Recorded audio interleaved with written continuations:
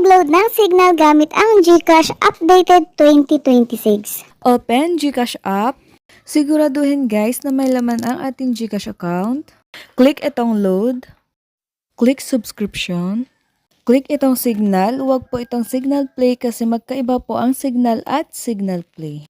Enter mobile number. Siguraduhin tama po ang i-enter natin na phone number dito.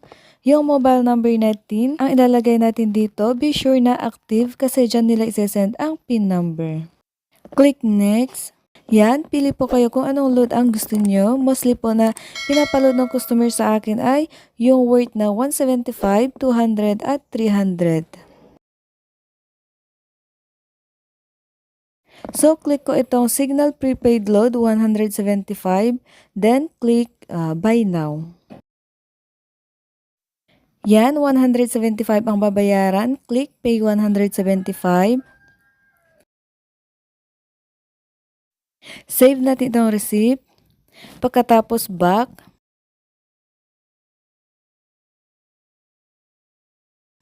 Open SMS. Yan po ang message ni GCash na andyan yung PIN number. Copy itong PIN number then back ulit. Open any web browser. Dito ako sa Google naglo-load. Type or search Signal Web Loading Tool. Then, click itong web loading tool.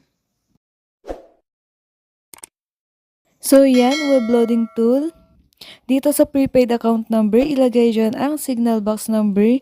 Then, paste natin ang PIN number dito. Yung kinapi natin kanina.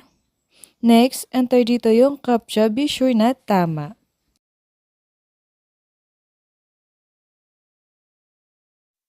Pag okay na, click submit. Pag na-submit na, ganito po ang makikita nyo na lalabas.